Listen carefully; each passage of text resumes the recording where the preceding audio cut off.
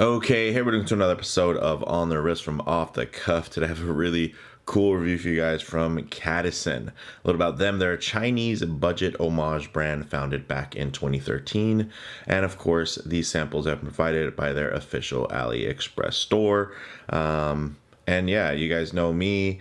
I do like to dabble within these affordable pieces from time to time. Of course, within my own journey, I've definitely moved on to more upscale pieces. But I know a lot of people enjoy the channel specifically for some of these very high value timepieces. So I always want to make an effort to, of course, keep engaged with my audience and provide, some of these crazy budget hits.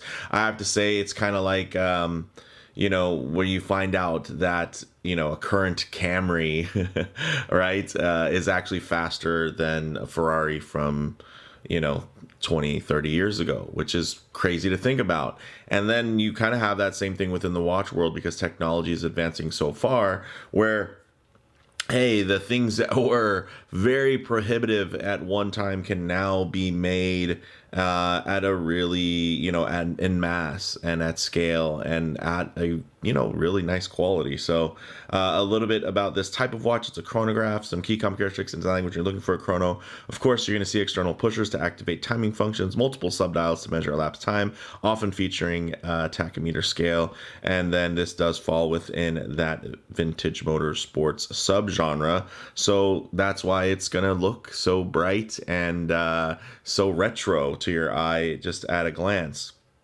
This is their V2 mechanical chronograph in the light blue color scheme, and I'd call it a semi-homage to the Breitling Top Time. Similar dial layout with different case and hands, and of course, within the case, the pushers, those things are quite different. It does now have an upgraded movement featuring a swan neck regulator for those fine adjustments. This goes for $198.99, so just under $200 from their official AliExpress store. Definitely see links down in the description for more information if you are interested. So with that said, let's go ahead and zoom the camera out, get this piece in hand, and take a closer look. Okay, guys, so colorway wise, I think this is a real winner. I think the strap, although decent quality, you probably want to swap it out for something that is just going to tie a little bit more into that retro vibe, motorsports theme. I would think maybe a rally style strap with some perforations would be great. Don't have to go the 3 big holes. You can do the smaller rows, like 3 small, basically rows of smaller perforations. I think that look great. Maybe some offset color stitching, so maybe a chocolatey brown strap with a cream stitch. I think that would look great. You could also even go dark navy blue because it wouldn't be overly matchy with the bright color here. You could do a lighter, more honey colored a leather strap, which I think would look fantastic as well. So a lot of options, but it does come, of course, I do think it is a little held back in terms of the aesthetic by the strap that feels like it's more, it's just a little bit too subdued and sedate, at least for my tastes and this particular color option. Now, the dimensions here are really great. 40 millimeters across with a 12.5 millimeter thickness, 47 millimeters lug to lug, stainless steel. It's brushed and blasted, interestingly enough. Check that out. So inside of that recess there, you're going to be having a blasted finish, so matte blasted. Very cool. You say it's something a little different, right? This definitely doesn't look like a Breitling Top Time from the side, and really apart from the dial, it doesn't look like it at all. So it's definitely very interesting from that perspective that they did. Again, it's kind of a mid homage, not a direct, homage, semi-homage, I would say. And then we get into these crystals, and this does have a sapphire with an inner AR coating. So again, these are the types of features that used to be quite expensive, and now can be something that is really quite accessible. You do have this fixed bezel with a concave contour to it, so you can see there. So although it is high polished, because of that concave nature, you're typically going to be able to keep that scratch free longer, because for it to get scratched, you're going to basically basically have to have something get in and really penetrate that space because it's not protruding, it's technically recessed, right?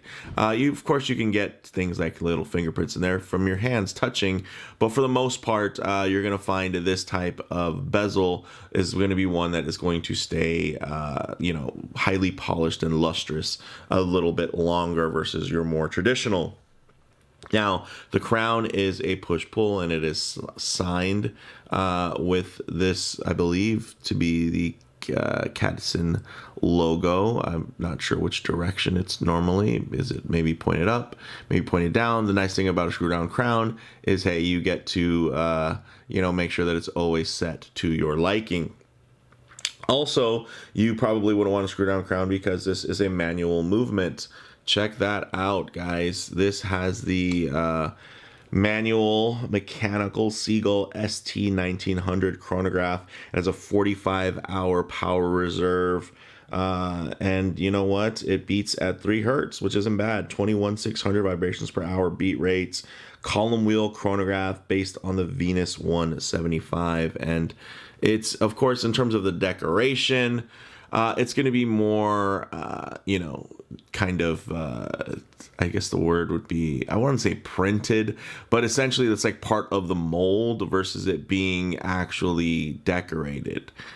So when you get a close inspection on it, not as impressive as, a traditional mechanical movement, let's say, that you would see either out of Europe or Japan. But I'm just giving it a quick wipe here so you guys can get a really clear and uninhibited look at that. So, I mean, it still is quite nice, though. All the little gears. Of course, if you get very, very close, maybe you put it under a macro, you might be a little bit, more disappointed. But at a glance, at an normal, eye distance, you're going to see that this is a pretty nice movement. Again, it is based on an existing one that's quite good. And this even has, again, the upgraded option of that swan neck regulation, which is very nice. You guys can see that up here.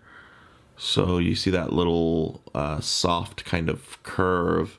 That's the swan neck. And then you have the screws on the other side. And essentially that one screw that is laying down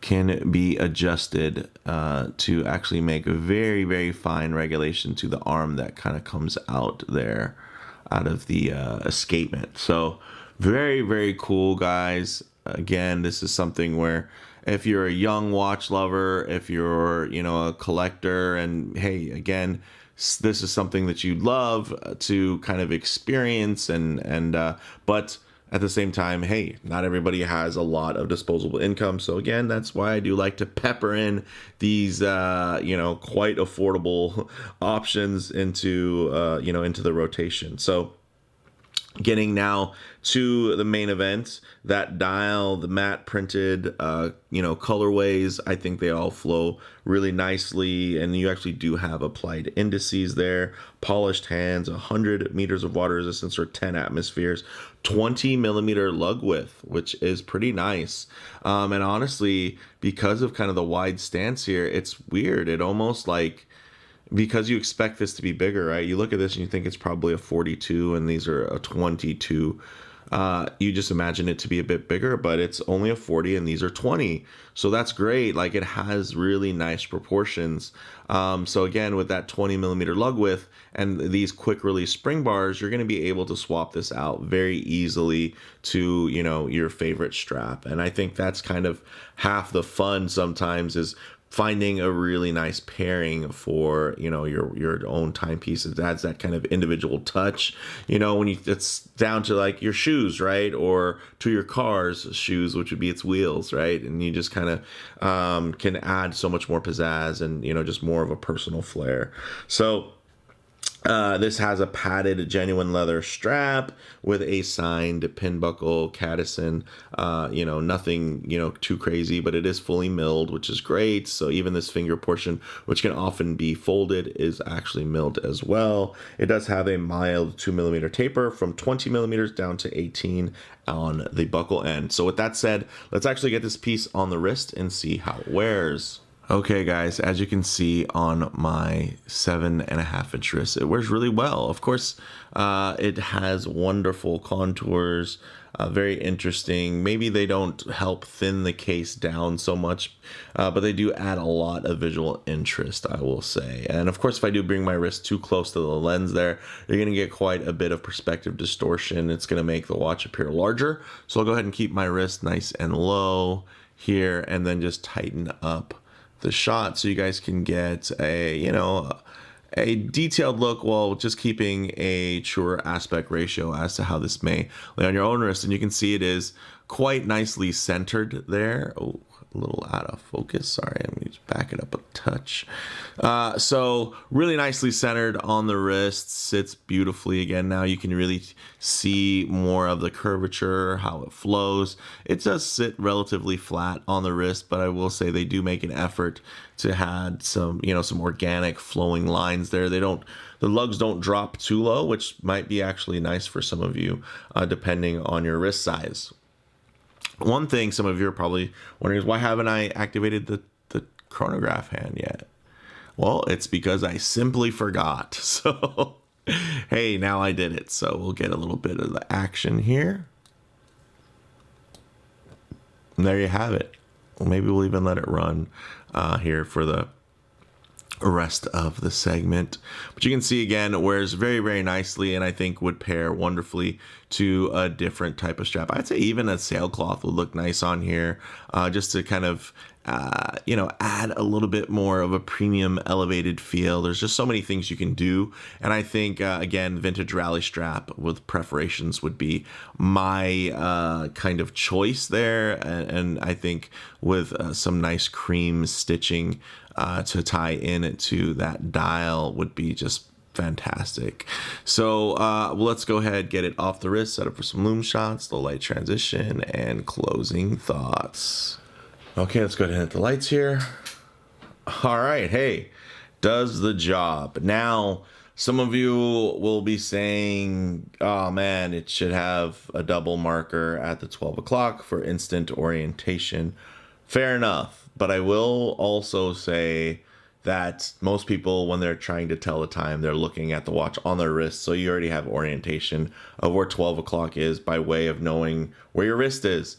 But if this is laying on your nightstand or something like that, then it will make time telling slightly more complex in pitch black. But you know what? You're not always going to be in a pitch black situation. And you're not always going to be in a well-lit situation like the studio lights do a nice job of recreating. So I always like to work in a bit of a low light transition just to give you an idea of how these colors, textures, finishes, how they render in less than optimal lighting here. And you can see beautifully done, and a nice bit of contrast, even depending on different shades. You're still going to be able to get some nice pops and you could see even a little glimmers and shimmers on those applied indices are going to be able to help you recognize and read that dial when you do need to know what time it is. Or of course you could always whip out your phone at this point, but it is nice to be able to see that. And even if we get into some harsher lighting situations, which typically could expose any types of production defects, if there's gonna be dust under the dial or anything like that, you can see it looks great. And the finish, although not a luxury level by any means, is still quite clean, and the light glides over it nice and uniformly. And really all you're gonna expose here is probably just a couple of extra fingerprints and smudges from me handling the watch without gloves.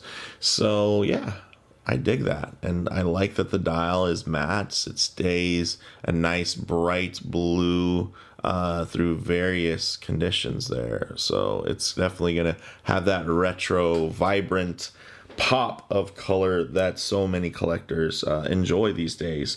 So guys, closing thoughts on the wrist: great versatile size, sporty yet classic. In terms of model variants, definitely check the links in the description for options and availability. In terms of comparable models, there's actually quite a market of these ultra affordable Seagull powered chronographs, and this new CADISEN really just fits right in. If you like the aesthetic, it definitely has a trustworthy level, at least for the price point, right? Under $200. There's a certain level of expectation, right? But this isn't by any means a disposable watch or a disposable movement. You probably would never get it serviced because it would cost more to service than just replace. But I will say that this, it has been just as robust as any other Seagull powered chronograph that I've tried. It's not like there's a scale to those. So far, all the ones I've experienced have been relatively nice, but I haven't gone into the absolute bargain basement deals, and there's a reason for that. So I think this is a bit of a sweet spot where it's not so cheap that you're worrying about usability and functionality. This is going to be very usable, very functional. At the end of the day, it's not going to be a family heirloom, but that's fine. So for me, guys, the bottom line here is the increased cost of mainstream mechanical chronographs can make them very price prohibitive for many collectors, even though they might very much appreciate the aesthetic. So it's really great to see this whole kind of subclass of options that can be accessed by most any enthusiast. So, again, a young enthusiast or just somebody who's early within their collecting journey, being able to experience these types of watches will honestly make you, as you evolve and you grow within your collection, really appreciate those finer nuanced details that a lot of people with money that can access some of the more mainstream watches, like let's say a legitimate Breitling Top Time or a Speedmaster, right? Having access to those nicer, finer things doesn't necessarily mean you'll be able to appreciate them to the same extent. So here, there's a value twofold: the value of one, being able to access it at a very entry level price, and two, being able to learn and earn that value and appreciation for those higher end pieces when you are ready to get them in hand and on the wrist. So with that said, let me know what you all think in the comments below. If you like the video, please do it like, and if you haven't already, please subscribe for more content just like this. Thanks, guys.